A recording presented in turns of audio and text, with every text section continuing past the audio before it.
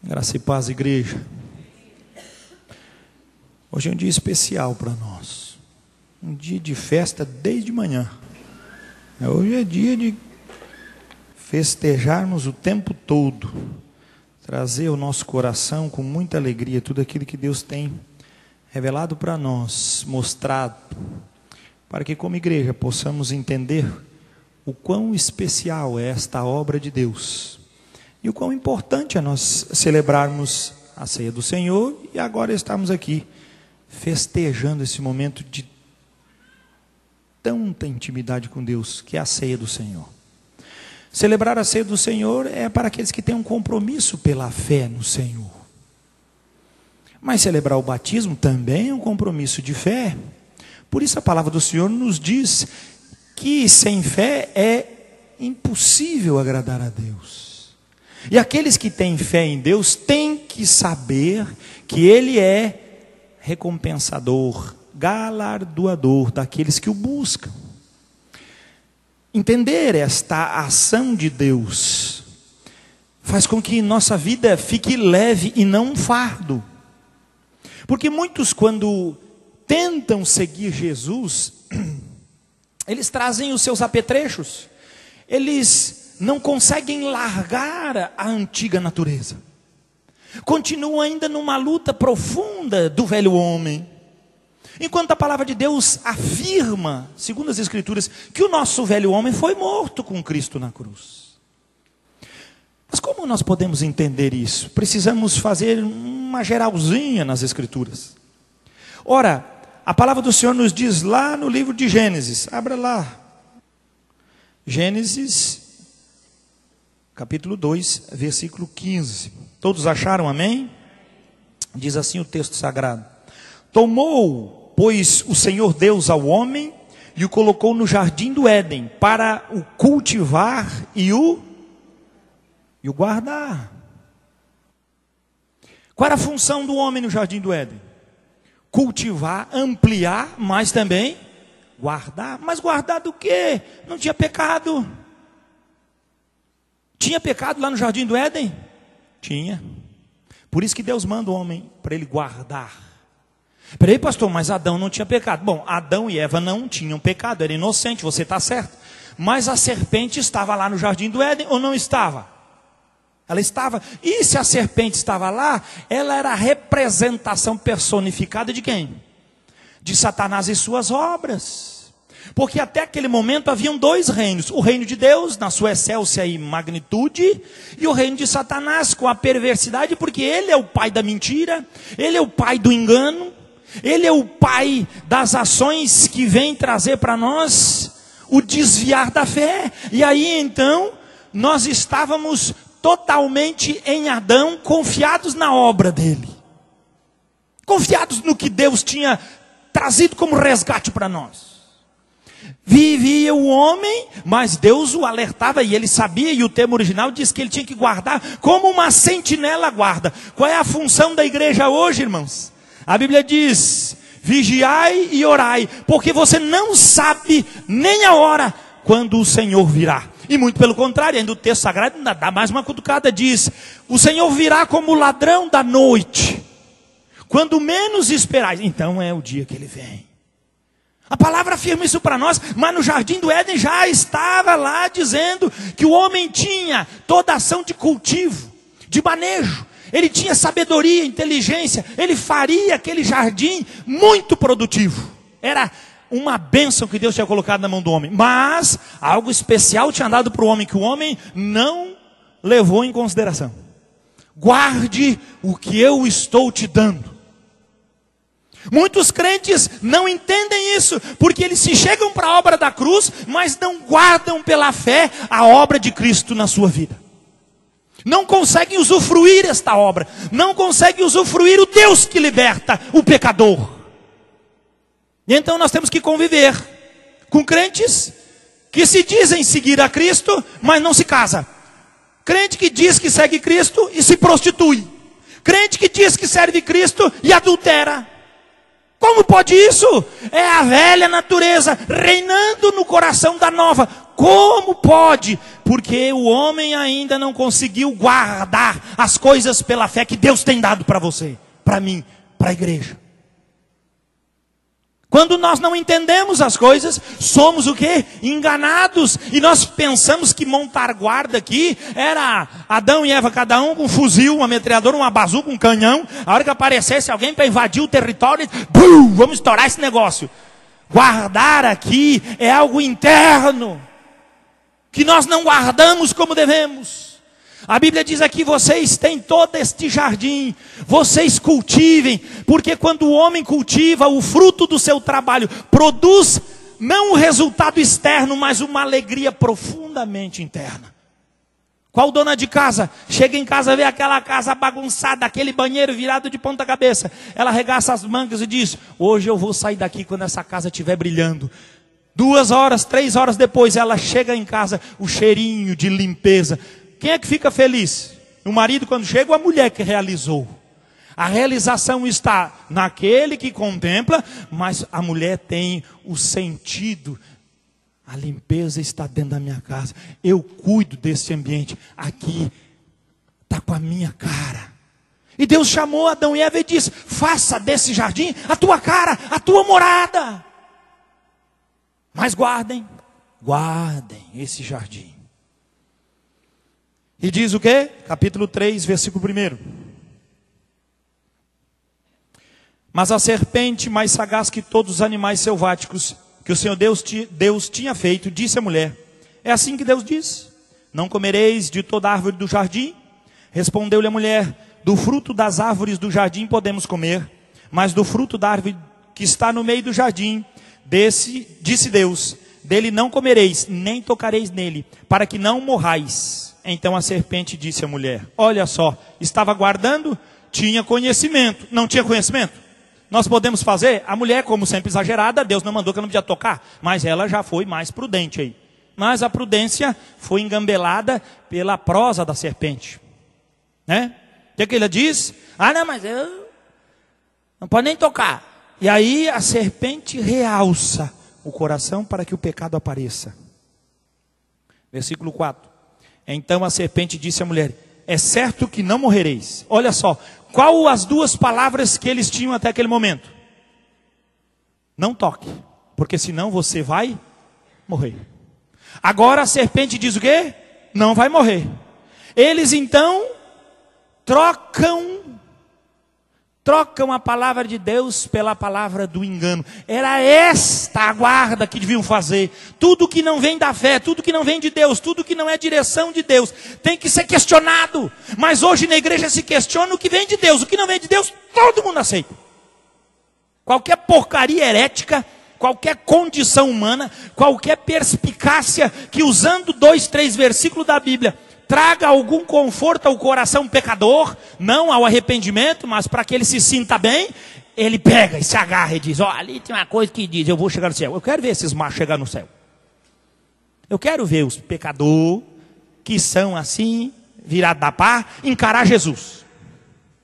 Até o capeta mete o chifre no chão e se dobra. A Bíblia diz que todo mundo se prostra diante dele. Você está tão certo da sua razão pelo engano? Está enganado? Não provém de fé? Não agrada a Deus? É destituído? Não tem nenhuma aparência de humildade e nem de ação divina sobre sua vida. Então, estava agora os dois, ou melhor, a mulher e Adão observando o que está acontecendo. Num embate violento. Era para guardar, era para esse homem pular de lá, pegar um porrete, dar no meio daquela serpente, fazer ela virar em 2. O que ele diz? Fica ele de longe. O texto sagrado diz que ele está presente, mas não guarda a sua casa. Será que você é um desses maridos que vê a sua mulher comendo pela perna o capeta e tu fica olhando para ver se sobra alguma coisa dela? Para dizer, isso aí não é de Deus. Mas daí já acabou, meu filho. A mulher está morrendo. Guardar é esconder a palavra no coração. Para lutar contra o inimigo que Deus assim instituiu. Se defenda. mas se defenda com o inimigo, confiado na minha palavra, no que eu digo, na verdade dessa palavra, e não através de engano, de forma alguma. Versículo 5, a serpente continuou dizendo: porque Deus sabe que no dia em que dele comerdes, se vos abrirão os olhos, e como Deus sereis conhecedores do bem e do mal. Claro, a árvore é do quê? A árvore do conhecimento do bem e do mal. Aí a serpente trouxe a coisa mais profunda. Vocês vão comer da árvore do conhecimento do bem e do mal. Sabe o que vai acontecer com vocês? Vocês vão saber conhecer o bem e o mal. E a Eva, que descoberta. Deus nunca falou essa coisa para nós. Eu pensei que Deus tinha criado gente inteligente. Mas às vezes tem cada crente com qualquer burrice, com qualquer asneira, com as orelhas arrastando no chão, e o capeta veio de carona. O que ele faz com o burro? Meu filho, burro é para carregar peso, fardo, é para ser mesmo judiado. Mas como que alguém pode ser judiado tendo conhecimento da verdade? Como que alguém pode ser cego tendo olhos que veem? Como alguém pode ser curado de AIDS e morrer de AIDS? É possível isso? Eu nunca vi isso. O cara, eu tinha a doença, mas agora eu morri com a doença que eu tive. Não existe isso. Como pode alguém livre do pecado agora estar debaixo da condenação do pecado? É possível? Não é. Só é aqueles que não creem na palavra de Deus. Por isso não podem usufruir dessa verdade. Diz o texto, versículo 6. Vendo a mulher que a árvore era boa para se comer, até aquela hora não tinha visto, mas aguçou o pecado, já ficou boa a árvore. Você já viu? Não é assim que o capeta faz? É? A vizinha lá que fica olhando para ela tem as pernas tudo encaroçadas, pior que a tua mulher. Mas o capeta fez ela ficar lisinha, fez um Photoshop dela. Aí tu é seduzido. Uma vizinha, ficar uma tentação, passando um momento difícil, pastor. E tá lá que é só caroço, parece a cara que é uma jaca, mas ele não vê. Ele não vê, tem coisa boa em casa, mas ele está vendo na rua, porque ele é seduzido, diz a palavra. E a mulher que nunca viu aquela árvore, daqui a pouco, a árvore é boa para comer, é boa para dar entendimento. E aí vira o quê? Tomou, comeu. E o marido estava do lado, o que ela fez? Embuchou ele também. Come tu, Bocó, também, que tu também não guarda nada, vamos comer nós dois aqui. E diz a Bíblia, depois dos dois comerem, o que aconteceu? Meu filho. Versículo 7. Abriram-se então os olhos de ambos, e percebendo que estavam nus, cozeram folhas de figueira e fizeram cintas para si. Quando ouviram a voz do Senhor Deus, que andava no jardim pela viração do dia, esconderam-se da presença do Senhor Deus, e o homem e sua mulher por entre as árvores do jardim. E chamou o Senhor Deus ao homem e lhe perguntou: onde estás? Ele respondeu: ouvi tua voz no jardim, e porque estava nu tive medo e me escondi. Até ali não tinha medo, agora já está com medo. Fruto do pecado, o que é? Medo. Medo. Perguntou-lhe Deus: quem te fez saber que estavas nu? Comeste da árvore que te ordenei que não comesses? Aí então o homem já faz o que é certo, todo homem fazer, né? Quem é culpado em casa? É essa surucucu que o senhor deu para mim aí, ó. Essa mulher aí, essa onça. Essa aí é a culpada de tudo. O senhor não sabia não? Estava eu sossegadão debaixo da árvore, ela deu com uma fruta bonita daquela, e eu comi essa mulher aí. Aí Deus olha para a mulher e diz o quê? E você, mulher, que tem a dizer? Eu sou inocente. É a cobra. A cobra veio aqui, me passou o migué, 171, e é boa de conversa. O que aconteceu comigo? Entreguei os pontos. Aí olha para a serpente, danou-se para a caveira. Vai passar a bola para quem? E até hoje a serpente está levando chumbo muitas vezes. Tem muito crente. O diabo vive me atentando. Meu filho, tem crente que o diabo nem faz questão de atentar. Ele já vive atentado. Tem coisa que nós vamos chegar no céu e dizer assim: mas foi o diabo que me atentou. O diabo não tem nada a ver com essa história aí. Estou fora desse negócio aí. Já tem culpa demais. Esse crente meia boca aí vivia desse jeitinho dele e agora dizer que eu que sou culpado. Senhor, julga aí minha causa, vê se ele não é um sem vergonha. E Deus olha lá e diz, meu filho, o capeta não tinha nada a ver com essa história, tu já estava todo enrolado. E não é pouco. Porque o homem não guarda a palavra de Deus. Não guarda os ensinos do Senhor. Portanto, não pode contemplar a glória de Deus na sua vida. Peraí, pastor, mas eu vou ter um corpo glorificado, eu vou para o céu receber a glória de Deus. Amém, meu filho, você vai para lá também. Mas saiba de uma coisa. Deus preparou na cruz uma identificação neste corpo de carne. E Deus recebe glórias desse corpo de carne. E é nesse corpo de carne que as maiores glórias do céu são recebidas por causa de mim e de você. Se Deus quisesse santo no céu, tem anjo à vontade para adorar Ele lá. Ele quer pecador arrependido dizendo glória a Deus. É isso que Ele quer. Ele quer ver gente que não vale nada dizendo eu preciso de ti. E Ele fazia aquele não vale nada. A Bíblia diz, a menina dos seus olhos. O tesouro de Deus, a glória e a salvação manifestada através daqueles que creem. Isso é uma loucura, isso é loucura. Atos dos Apóstolos, capítulo 22, versículo 16. Paulo falando de Ananias, aquele homem piedoso, que foi lá para impor as mãos sobre Paulo, para que ele, que na época era Saulo, para que ele recobrasse a vista. Atos dos Apóstolos, capítulo 22, versículo 16, e ele terminando o seu testemunho, ele diz que este homem Ananias diz para ele o seguinte, e agora, por que te demoras?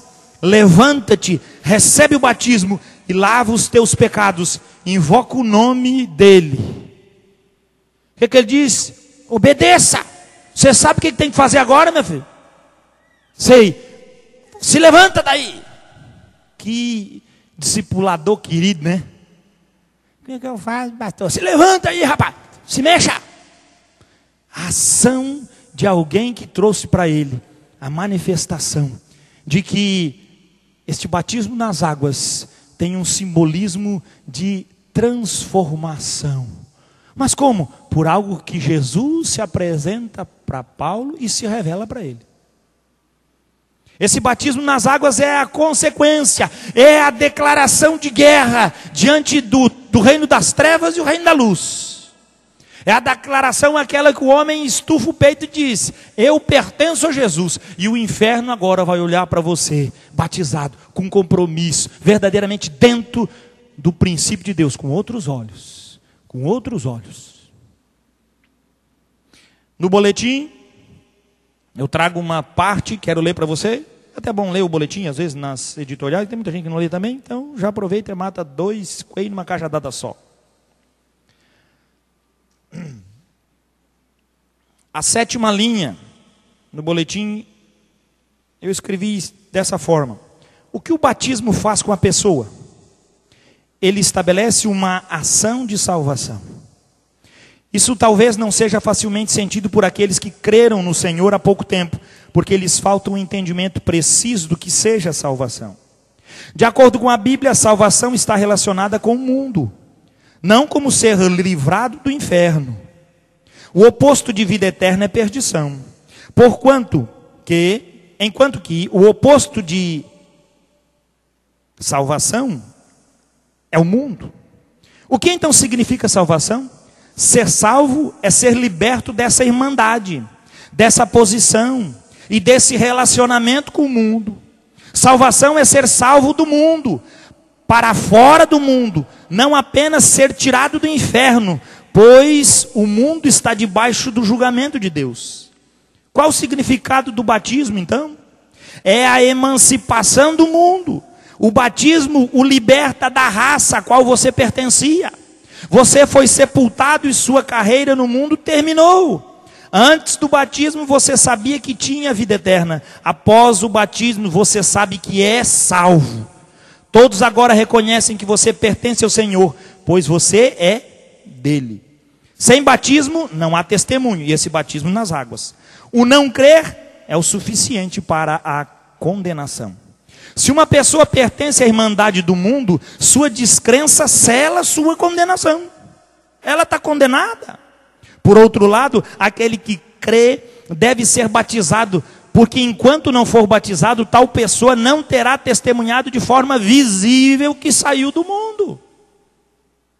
Devemos crer nesse fato, pois é a nossa realidade espiritual demonstrando a nossa fé de que não pertencemos mais a este mundo, a este sistema. Ao sermos imersos na água e ao emergirmos dela, declaramos que estamos do outro lado do sepulcro. Aleluia! Isso é a ressurreição. Esperamos sinceramente que todos que creram recentemente sejam exercitados nisso, ou nessa fé. Ao perceber que estão mortos, eles se deixam sepultar nas águas. E ao ver que estão ressurretos, saem das águas para servir a Deus como filhos da obediência. 2 Coríntios 5, 14 e 15 diz: pois o amor de Cristo nos constrange, julgando nós isto: um morreu por todos, logo todos morreram. E ele morreu por todos, para que os que vivem não vivam mais para si mesmos, mas para aquele que por eles morreu e ressuscitou. Como acontece? Há dois batismos. O batismo na água é a emancipação do mundo, a prova de que estamos andando na fé. Mas e o batismo em Cristo? Nós precisamos dar mais uma olhadinha. Romanos, capítulo 6. Carta de Paulo aos Romanos, no capítulo 6.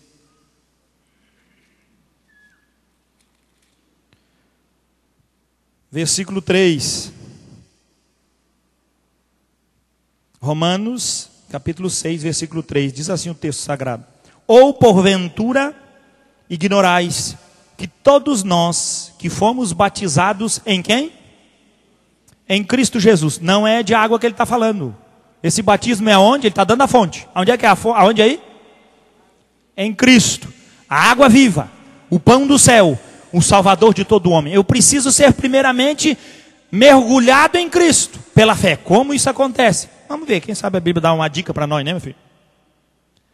Batizados em Cristo, fomos batizados na sua morte. Ele está perguntando: você não sabia que você foi batizado na morte de Cristo? Aí ele responde, versículo 4. Fomos quem? Todos.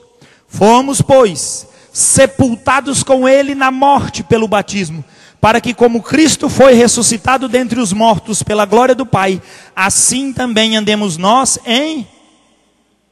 Quer dizer, pastor, que se a obra de Cristo for revelada na minha vida, e eu crer no meu coração que aquela obra de Cristo que ele morreu há 2000 anos atrás, assim como há muitos anos, que eu nem lembro, há 8000 anos atrás, eu estava em Adão quando ele pecou, agora eu estou em Cristo quando ele morreu, é isso que a Bíblia está dizendo.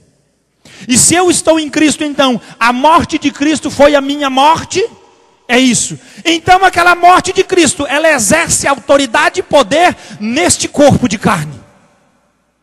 Sabia disso?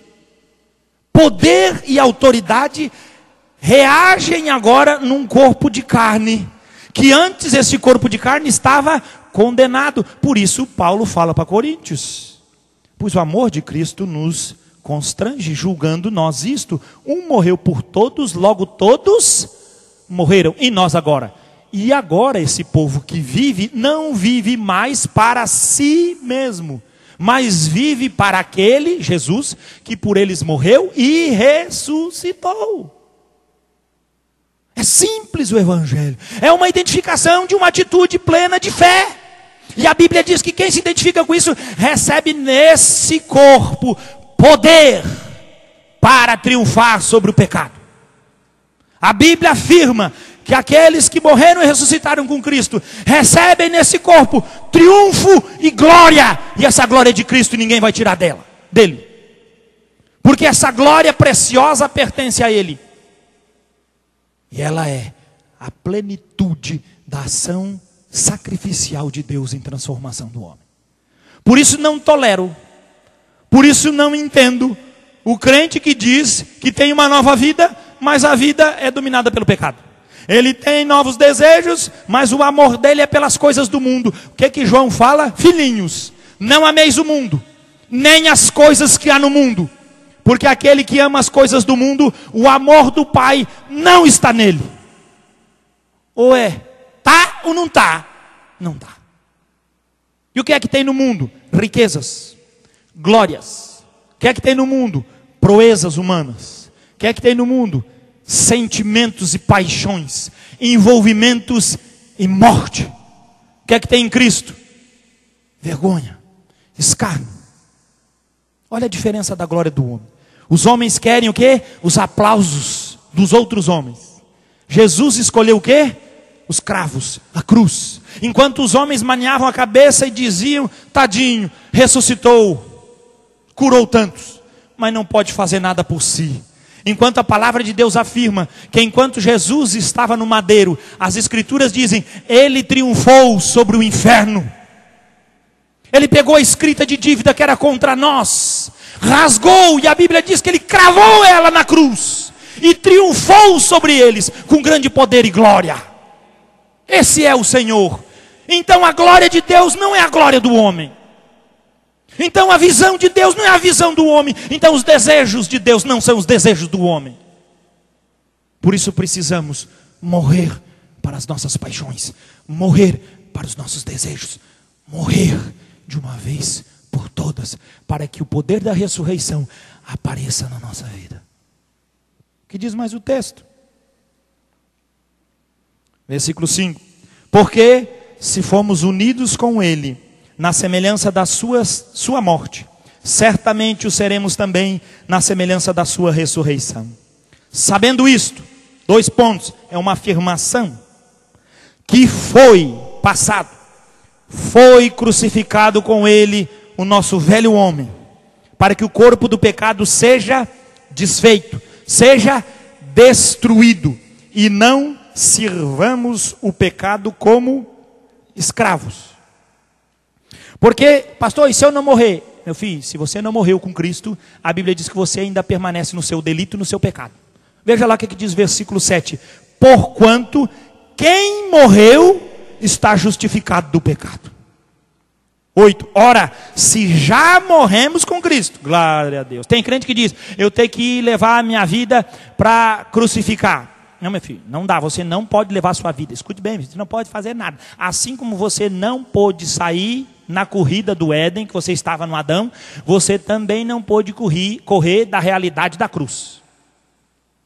Você foi imerso em Adão e sua descendência, por isso você nasceu pecador, mas você foi imerso na crucificação de Cristo, na ressurreição, para que você fosse livre do pecado. Esse pecado, ele é um Senhor, é um Deus que age na vida das pessoas. Versículo 8, ora se já morremos com Cristo, cremos que também com ele viveremos, sabedores de que havendo Cristo ressuscitado dentre os mortos, já não morre, aleluia, Jesus nunca mais vai morrer, a morte já não tem domínio sobre ele, pois quanto a ter morrido de uma vez para sempre, morreu ou não morreu? Jesus morreu. Então é por ele que nós temos livre acesso e libertação do pecado. Mas quanto a viver, vive para Deus. E eu passou, isso é Jesus, versículo 11. Assim também vós, eu e você. Paulo sabia que nós ia perguntar isso, então ele respondeu. Assim também vós, considerai-vos mortos para o pecado, mas vivos para Deus em Cristo Jesus. Eu não sinto, eu não consigo. Meu filho, a fé, ela é particular. Eu creio e obedeço, ainda que não sinto, que eu sei que cinto para mim, faz muito bem na minha cinta, que se tirar o cinto, eu fico com a calça no joelho. Não preciso do cinto, mas é só para segurar a calça, para mais nada. Esse negócio de sentir, de ficar esperando, é pela fé. Sinto ou não, eu fui crucificado com Cristo. Sinto ou não, eu fui ressuscitado com Cristo. E agora usufruo da vida poderosa de Cristo que está à direita de Deus Pai, estendendo a sua mão de poder sobre mim e dizendo, filho querido, você venceu o pecado comigo. Tá bom o ajudante para você? Tem gente que pede ajuda para anjo, outro pede ajuda para o exército, outro pede ajuda para os irmãos. Meu amado, para você entrar no veredito da salvação é você e Cristo, mais ninguém. Ninguém pode entrar. Nem eu posso te levar mesmo. Eu levo até na porta. Chega lá, eu fico escolhendo. Tu vai qual lado? Eu digo, é para a esquerda. Pá, tacho. É para a direita. Entra no céu. Só posso fazer isso. Não posso entrar nos lugares, não tem esse direito. É individual. A porta é estreita. O caminho é dificultoso, mas todo aquele que entra por eles, qual é o fim dele? Encontrará descanso, encontrará vida, encontrará para si eternidade. Está no boletim também, Gálatas 5, 16 a 26. Quero encerrar lendo esse texto, para que você leve para casa, e você leia, releia quantas vezes quiser. E se você quiser tirar suas dúvidas com o pastor, estou à disposição. Mas faça o seguinte, meu filho, venha quente, porque eu estou fervendo. Negócio de discussãozinha, pastor, eu não consigo, essas coisas, minha boca vai conversar aí, na esquina aí, em boteco. Vai tomar cachaça que as pessoas vão falar esse assunto. Se quer falar coisa séria e realmente ser transformado pelo poder da obra de Cristo, pode vir quente, que eu estou fervendo. Se essa obra não acontece na vida de ninguém, saiba que sobre a minha aconteceu. Eu era um pecador desgraçado. Eu era alguém que vivia na igreja, me criei na igreja, e a vida toda fui ratão de igreja. Mas um dia descobri que eu era um pecador e o inferno era a minha recompensa. Naquele dia eu roguei ao céu e disse: estou lascado, Senhor. E eu que era um justão, até oferta na igreja dava, era uma benção eu, mas ia pro tacho. Aquele dia, a obra da cruz resplandeceu no meu coração. O Senhor ouviu o meu clamor. Eu estava na minha cama, à noite as trevas aterrorizavam e eu estava completamente tomado de medo.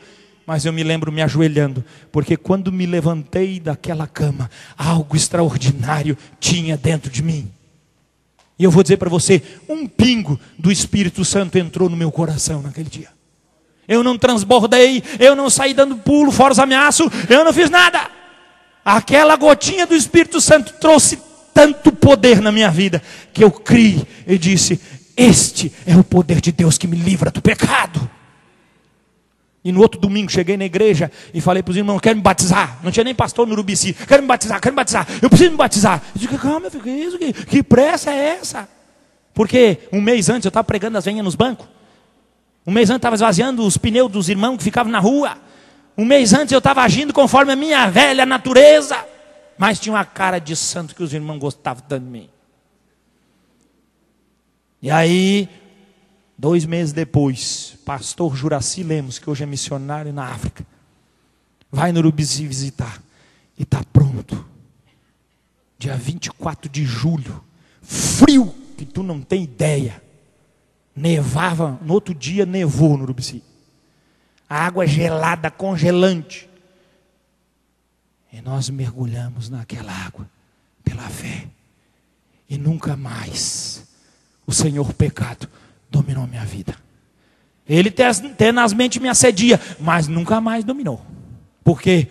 Porque Cristo foi, é e sempre será o meu libertador. É Ele que me livrou do pecado. É Ele que me livra do pecado hoje. E é Ele que no dia de amanhã vai me livrar do pecado. E ainda que eu peque, como diz o apóstolo João: filhinhos, eu vos escrevi isso para que não pequeis. Mas se todavia, porém, por tudo você pecar, lembre-se, você tem junto ao Pai um advogado, Jesus Cristo, o justo. E eu posso rasgar o céu e dizer: Satanás, eu caí na tua lábia, mas eu me levanto pelo sangue do Cordeiro e ordeno em nome de Jesus santidade sobre minha vida. E Ele tem respondido a todos estes anos. E eu sei que eu vou morrer nesse corpo como um pecador, mas eu sei que todos os meus pecados foram expiados pela obra da salvação. Porque se eu falar que não tenho pecado, a palavra diz que eu sou mentiroso. Mas a mesma palavra diz que é para mim não pecar. Obedeço ela porque vivo por fé. E aquele que vive por fé triunfa pela glória daquele que o liberta. Gálatas diz: por isso vos digo, vivam pelo Espírito, e de modo nenhum satisfarão os desejos da carne. Oh glória! O Espírito foi aumentando na minha vida, até que um dia este Espírito transbordou no meu coração. Naquele dia que eu transbordei, fui tomado pelo Espírito Santo e fui embriagado no Espírito. Primeira vez que tomei um porre do Espírito Santo. Puta, cachaça boa, no céu tem uma pinga que é uma beleza. Esses homens se acabam aí nessa porcariada que não serve para nós. É porque não conhece o poder do Espírito. É porque não conhece o Deus que transforma. É porque não conhece o Deus que liberta. Mas a palavra diz: vivam pelo Espírito e de modo nenhum satisfarão os desejos da carne. Pois a carne deseja o que é contrário ao Espírito, e o Espírito que é contrário à carne. É verdade ou não é? Eita briga desgraçada. Mas nós estamos no Espírito. Deita o pau nela. Eles estão em conflito um com o outro, de modo que vocês não fazem o que desejam. Mas se vocês são guiados pelo Espírito, não estão debaixo da lei, que condena, que dilacera e que ordena todo pecador vai morrer. Eu já morri com Cristo, a sentença já foi executada no meu Senhor. Agora eu ando pela vida da liberdade do Senhor. Ora, as obras da carne são manifestas: imoralidade sexual, impureza e libertinagem, vida sem compromisso, idolatria, feitiçaria, ódio, discórdia, ciúmes, ira, egoísmo, dissensões, facções e inveja, embriaguez, orgias e coisas semelhantes. Eu vos advirto, como antes já os adverti: aqueles que praticam essas coisas não herdarão o reino de Deus. Ah, mas eu sou tão bom, pastor. Olha, o inferno está recheadinho de gente boa. Mas céu é pecador arrependido. É para quem realmente sabe que não tem mais jeito. Aí o céu está aberto. Para quem é bom, vai para o inferno, cara. Lugar de boa no inferno. O diabo também diz que está bom lá. Cada um vai para onde quer. Mas o texto sagrado diz para nós: eu vos escrevi e vos advirto que os que tais coisas praticam não herdarão o reino de Deus. Entre você querer e a Bíblia, eu fico a Bíblia. Ela é muito melhor. Mas o fruto do Espírito é amor, alegria, paz, paciência, amabilidade, bondade, fidelidade, mansidão e domínio próprio. Contra estas coisas não há lei. Os que pertencem a Cristo Jesus, olha o que diz o texto: crucificaram a carne com suas paixões e seus desejos. Tem gente que crucificou, mas os paixões e desejos não. A minha Bíblia diz que os que crucificaram a sua carne, crucificaram ela, e foi junto as paixões e os desejos. Se vivemos pelo Espírito, andemos também pelo Espírito. Não sejamos presunçosos, provocando uns aos outros e tendo inveja um dos outros. Paulo corrige: toma juízo, gente. Ande pela verdade do Evangelho. Por isso o apóstolo Paulo gosta de citar o que o Yuri gosta de falar muito aqui na frente. Gálatas 2, 19 e 20 diz: fui crucificado com Cristo. Agora já não vivo mais eu, mas Cristo vive em mim. E o viver que agora vivo na carne, vivo pela fé. Em quem? Vivo pela fé naquele que me amou e ressuscitou por mim. O Filho de Deus, o Salvador. Este é o Senhor da glória, que nós cantamos com tanta efusão hoje, dizendo que Ele estava neste lugar. Mas hoje Ele não quer ficar neste lugar, nessas quatro paredes. Este Senhor da glória quer entrar na sua vida. Ele quer destituir o Senhor pecado. Ele quer trazer verdadeiramente a evidência de uma natureza plena. Por isso, estes 8 disseram: pastor, eu creio. E nós hoje fomos e batizamos eles na água, porque eles já haviam testemunhado que estavam batizados em Cristo. O batismo nas águas foi uma declaração de guerra para dizer: Satanás, o capetada que está aí, agora nós estamos do time de Cristo e o pau vai pegar, que agora nós vamos fazer a coisa a cantarolar. Agora, minha filha, a porca vai torcer o rabo, a giripoca vai cantar, agora o bicho vai ficar mesmo azedo para o nosso lado. Por quê?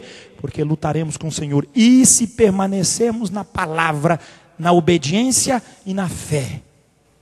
O que diz a Bíblia? Alguma coisa pode nos tirar da mão do Senhor? Nada. O Senhor diz: absolutamente nada vos tirará da mão do Senhor. Jesus dizendo: Pai, aqueles que tu me deste, eu os guardei pelo teu nome. Eles estão na minha mão e ninguém jamais poderá arrebatá-los das minhas mãos. Essa é a igreja de Cristo. Esse é o poder que salva.